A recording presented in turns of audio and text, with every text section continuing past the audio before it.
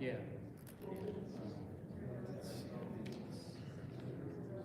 So far, Bill's job is still.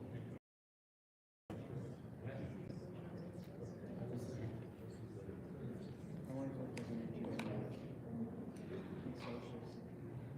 well, I think I'm getting the idea of what they're going to do with social security. They're not going to do something else. I think they're going to do they're going to be working within the system, certainly cutting down the number of people. They're talking about raising the age of full Medicare.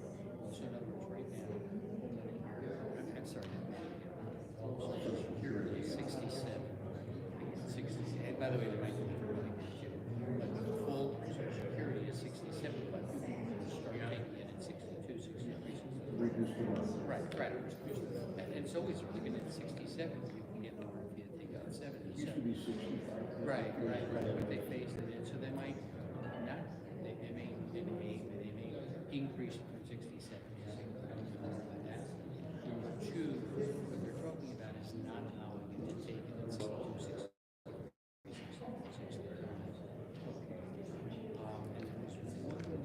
Oh yeah, the other thing is, and this is like an anti-fraud thing. I'm sure you've heard that. Ladies and gentlemen, I'm going to begin the service in just a moment.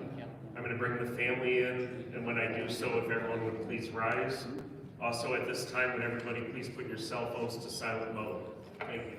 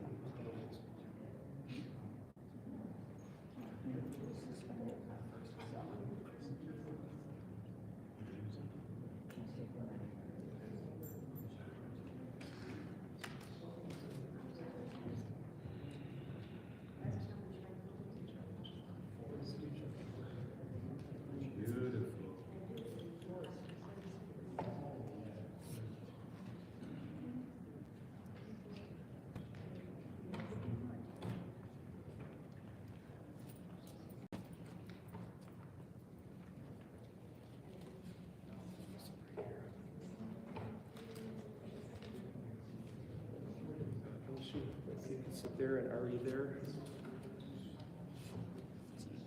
and then either Naomi or Gabrielle here.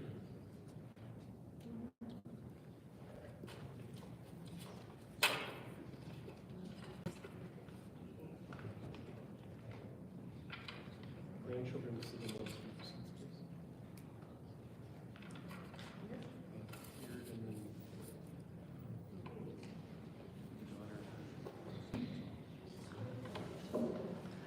daughter.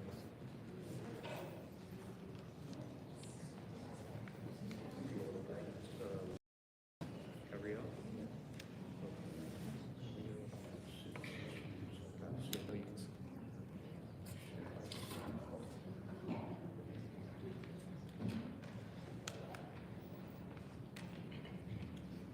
Yeah, Gabrielle looks more like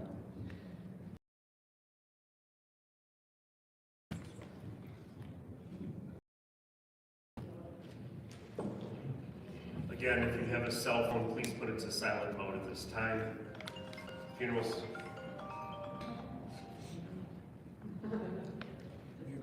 Funeral service is going to be conducted by Rabbi Elisha Prero and Rabbi Denzel.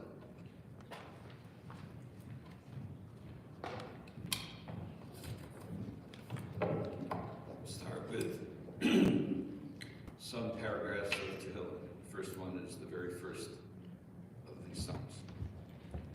Ashrei ha'ish asher lo halach b'atzas v'sho'im u'v'derech hatoim lo amad u'moshav leitzim lo yoshav ki im b'soras Adonai chefzo u'b'soraso yegeh yomam v'lo yom V'hoyoketz shosulam havimoyim. Asher pirio yitain bito v'alehu lo yibol. V'chol asher yaseh yatzliach lo chen horshaim.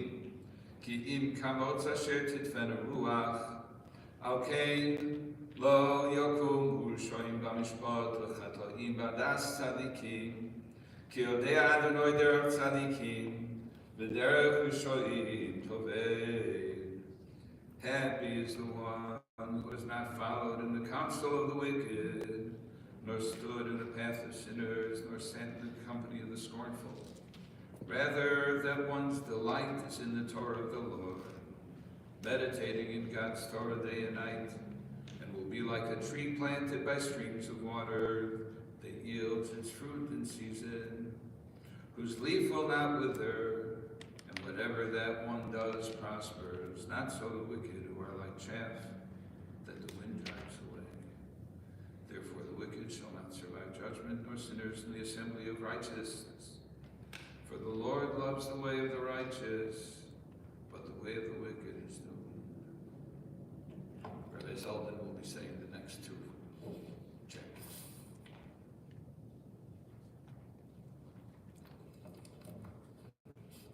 Kaf Gimel, the 23rd Psalm. Mizmor LeDavid, Adonai roi lo echsar, Binos kasher yarbitzeni, Amei menuchos yenaleni, Nafshi yeshovev, Nafshi yeshovev, Yancheni, B'maglei tzedek, L'man Shemo, Gam Ki Elech, B'gei Samaves, Lo Irara, Ki Ata Imani, Shivtecha, Umishatecha, Shivtecha umishatecha, Hema yenachamuni, Taroch lefanai shulchan, Taroch lefanai shulchan, Taroch lefanai shulchan, Neged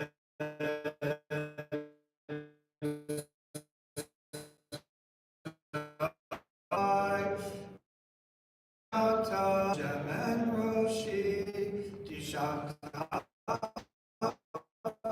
Shemen Roshi, Shata Shemen Roshi, Kovati Orech Yami. To join me in the translation of the 23rd Psalm on the inside cover of your folders is the translation of the 23rd Psalm of David. The Lord is my shepherd, I shall not want. He maketh me to lie down in green pastures. He leadeth me beside the still waters. He restoreth my soul. He guideth me in straight paths for his name's sake. Yea, though I walk through the valley of the shadow of death, I will fear no evil, for thou art with me. Thy rod and thy staff, they comfort me. Thou preparest a table before me in the presence of mine enemies. Thou hast anointed my head with oil, my cup runneth over. Surely goodness and mercy shall follow me all the days of my life, and I shall dwell in the house of the Lord forever. The next psalm I'm going to recite is Psalm 121, Kuf Kaf Aleph. As many of you know, I had the privilege of davening together and having Sid as my gabbai for the last almost 40 years at Or Menorah these last years, and I had the privilege of being at his bedside just a couple of days ago and reciting the Vidui at his side, and this is part of the Psalms. This is one of the Psalms that is part of the Vidui, and I recite it now as a tribute to Sid. Shir Lamalo Sesai El Hahari Me Ein Yavo Ezri Me Madonoi Osei Shemayim Va'aretz Ayitei Lamo Graglecha Yanum Shomrecha Hinei lo yanum v'lo yishan, shomer Yisrael. Adonai shomrecha, Adonai tzilcha, yad yaminecha. Yom HaMashem shelo yakecha, v'yareach balayla. Adonai yishmarcha mikol ra yishmar es nafshecha. Adonai yishmar tzeis kovolecha, mi'ata v'yad olam. I will lift mine eyes unto the mountains. What is the source of my help? The source of my help is the Lord, creator of heaven and earth. He will not let you falter. Your guardian does not slumber. Surely, the guardian of Israel neither slumbers nor sleeps. He is at your right hand to protect you. The Lord your keeper gives shelter. The sun will not smite you by day, nor the moon by night. The Lord will guard you from all harm. The Lord will preserve your soul. He will guard your going and coming from this time forth and forevermore. Amen.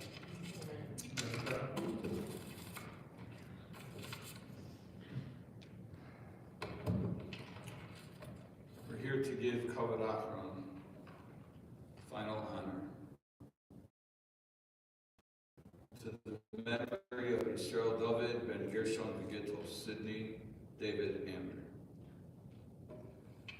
This week's Torah portion discusses the various vessels in the Mishkan, the tabernacle, which eventually became the vessels in the temple. And there's a unique character to the Aron HaKodesh, to the Holy Ark. It was made of cedar wood, but nobody ever saw the cedar wood because it was covered in gold, both on the outside and on the inside. Vayitzapehu zahav tahor mibayis u'michutz. And Moshe told Bezalel, the craftsman, to cover the wood of the ark in gold on the outside and the inside. And people ask, why on the inside? Put it on the outside. Nobody sees the inside. Nobody goes on the inside of the ark, and the ark is inside the Holy of the Holies. And the rabbis say that the ark had two concepts running simultaneously. One of them is the wood, which symbolizes growth. And the other is the gold, which symbolizes both precious radiance and an immutability. It doesn't change. Gold doesn't deteriorate over the years. And the rabbis say that this is reflective of the ultimate goal of someone who is connected to the Torah, which is that they are toho kabaro. They are in the inside, the exact same as they are on the outside. There are many people who have a disconnect. They project a certain image and different on the inside. And there's a cognitive dissonance. And there's the possibility of corruption as a result of an inconsistency between what appears to be and what really is. It is a rare attribute, unfortunately, to have someone who's, in today's language, transparent. The rabbis of the Talmud actually had a dispute, it's recorded in the Gemara of Brachos, about whether to even allow people who were not Toho Kabaro to come in to the halls of study. The ultimate goal is to be a solid person who does not project one image and actually lives a different. And this was Sid. Sid was a solid, what you saw with Sid is what. There wasn't a shred of falsity about Sid. How did he get that way? Where did he come from? Sid was born in Rockford on September 24th, 1946, to Gershon and Gertrude Amdur. Both Sid was a Yankee. His parents were people of industry. They were industrious, and they were people of service. Sid's father served in World War II. Sid's uncle died in battle in World War II. Sid attended Bloom Elementary School in Rockford, and then Lincoln Junior High. Then a business opportunity came up for another retail establishment in Crystal Lake, so the family moved. Sid and his little sister Maxine thrived in Crystal Lake. Sid would play for hours with his train set and his hamster.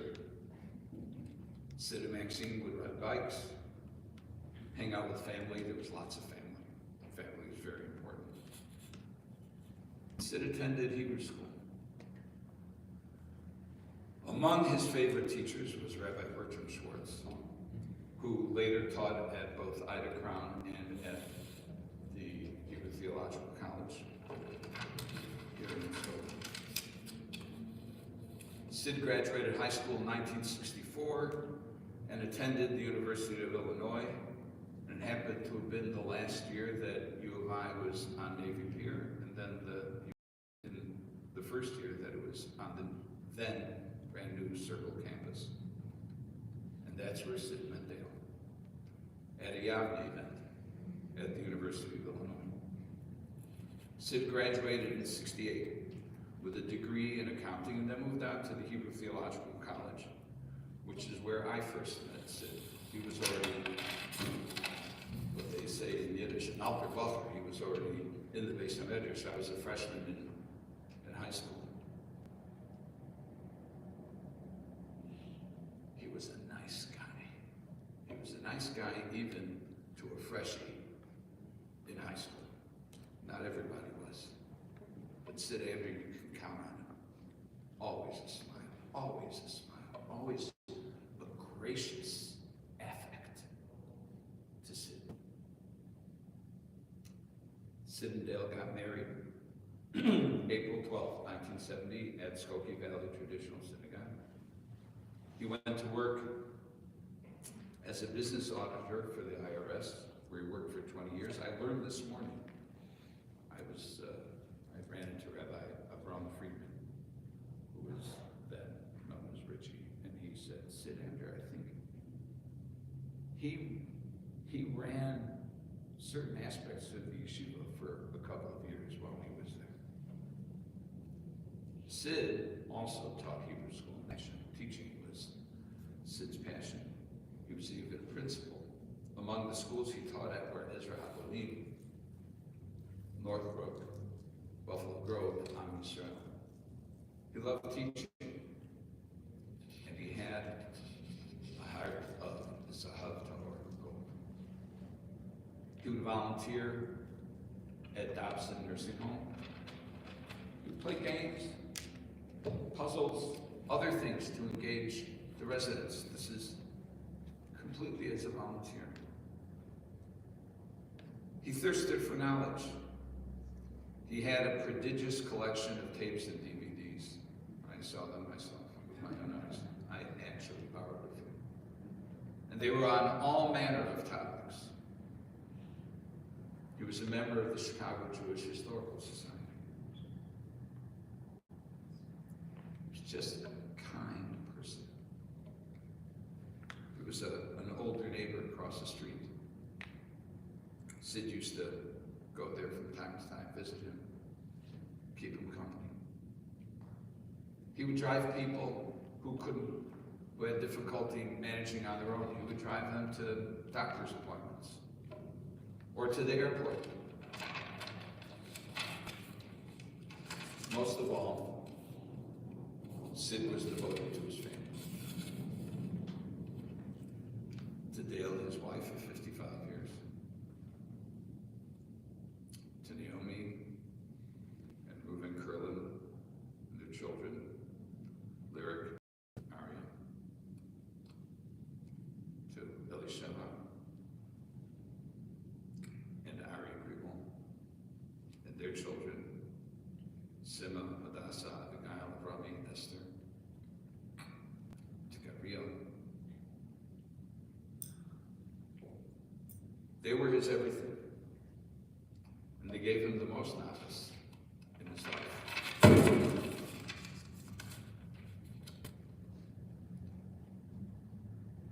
As Sid aged, he never lost his warmth or his smile, always willing to help and to lend a hand.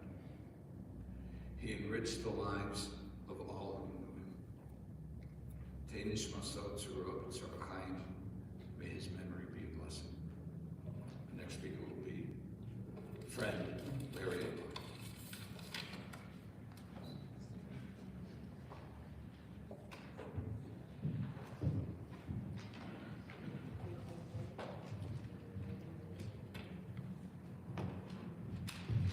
Look at the picture. As he said, gentle smile, radiant smile. I don't think I ever saw him without that. And I think that's the way I and probably many of you people are going to remember him. So we are here today to remember Sid and to celebrate his life. It's common to say, may he rest in peace after someone passes. But from my experience, I think Sidney was a person who lived in peace. I don't believe I ever saw him angry at someone, even though he personally kept high standards for himself. Miha ish achafes chaim, ohev yamin l'rotov. Who is a person that really cherishes life? It's someone who values each day and can see the good. I would say that Sid was a positive personality, an optimist. Those of you who knew Sid know that he had kind of a weird sense of humor. And perhaps one of the weakest forms of humor, but one that Sid was good at, was a pun. And I don't know if I heard this from Sid or from someone else about what's the difference between an optimist and an optometrist. And his answer, or it was him, was that both of them help you see the world better. And I think that was Sid. He did help us see the world in a much more positive. I remember his gentle smile, an attempt to always inject some humor, and a positive sense of curiosity. As the rabbi said, what you saw was what he was. Sincere, caring, always trying to help someone else, and always trying to become a better person himself. We first met in college in the mid-60s. As freshmen at the local University of Illinois, Sid, Barry Smith, and I were the three musketeers of Jewish programming on campus.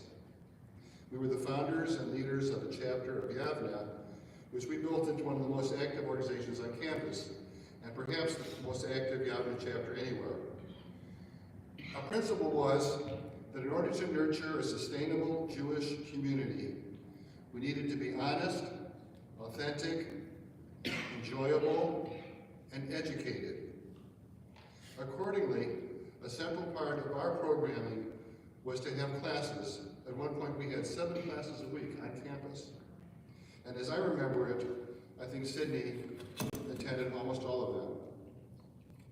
He was what I would call Jewish curious.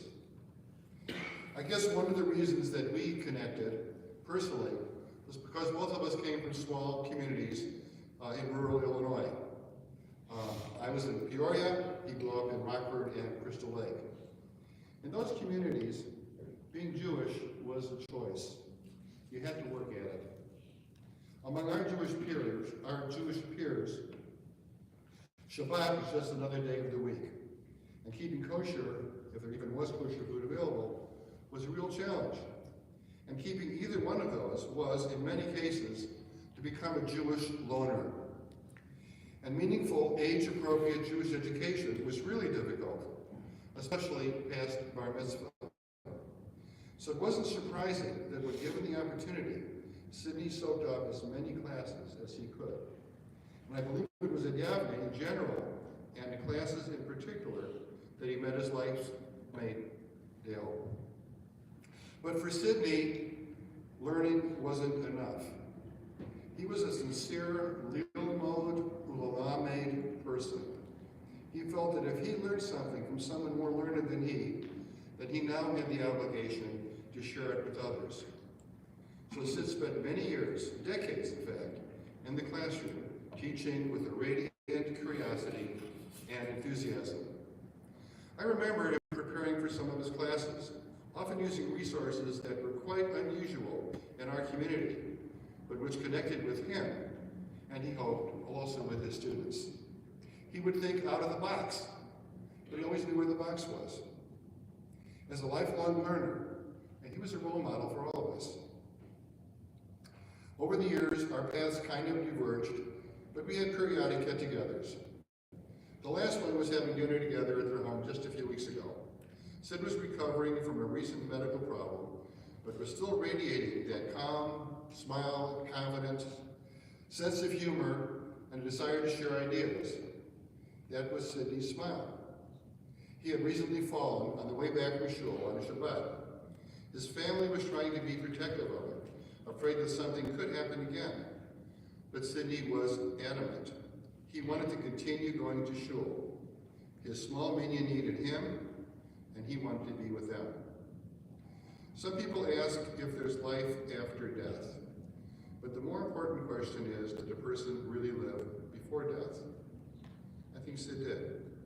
In spite of numerous health challenges in recent years, I believe Sidney did live an immersive and satisfying life, learning and sharing, bringing smiles of humor to those around him, and raising a wonderful family. His memory will be a blessing if we can embody some of his noble traits and carry them forward. Sidney, we were blessed to know you, and we'll miss you. Continue in peace.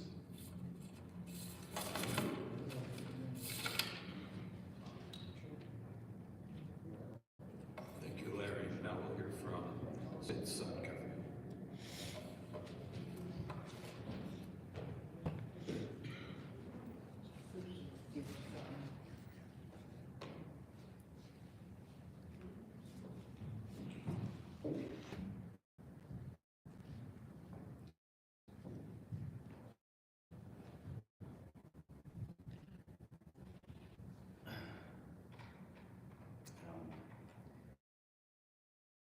The whole time I've been back here from California,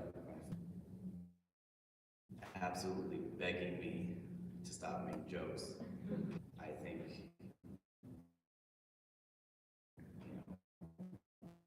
if I happen to make have the same type of sense of humor, I think that's an honor, because I think of everything he was around everyone in every situation. He was never serious, always joking around. And my grandfather was absolutely the same way. And so I already know what I'm going to be like when I get older. To respect my family's wishes, I'm not going to make any jokes. But I do have a serious question to pose. So how does one know when a joke becomes a dad joke? Like, what's the difference? How are you allowed? You need to know the difference. If you're allowed to make regular jokes, but you can't make dad jokes. Everyone hates them. Everyone groans. I'm not allowed to do that because my family doesn't want me to. So when does a joke become a dad joke? Well, if you don't know, I'll help you. It's when it becomes apparent.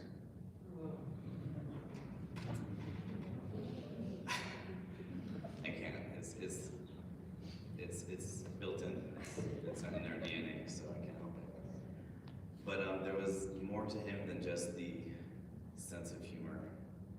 I don't know how many people know about this, but more than several years ago, he was, of course, on his way home from shul, walking home on a Friday night, crossing 2E. In the crosswalk, I believe it was a walk signal, and some car decided to just turn left without looking and just blow right through him. And he was thrown to the curb, and thankfully I believe there was like doctors and paramedics around because everyone's just going home from show. And I was writing a while after his recovery from that, I was writing a paper, doing some research from school about a concept of, you know, that in communication studies, it's the concept of something that is either like wrong or shouldn't be happening, but you still are okay with doing it or okay with it happening. So how do you resolve that? And so I wanted to ask, and I thought about that, and I was like, well, how does he resolve, you know, being religious, believing in God, believing everything has a plan and all that stuff, and still being okay with like what happened and still going on and continuing to go to shul after that and continue to believe that everything's fine. Like, I'll be pissed if like, well, I walk home from shul, this is what I get, I'm going to shul. So I asked him, I said, what were you feeling like when you woke up on the ground and you're thinking like, oh, well, this is what happens? And he said, well, I moved my hands, I moved my feet, and I thought, well, thank God, this could have been a lot worse. And that's how he was, that's how he saw things. He just, I guess, seeing the, you know, the silver lining in everything, how everything could have just been worse. And I suppose he's right, it could have been a lot worse. And that's just who he was. You know, probably because when no one laughs at his jokes, he probably thinks like, well, it could have been a lot worse, I could have thrown something at him.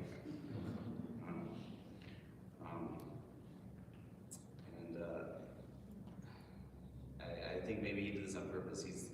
He's had a mess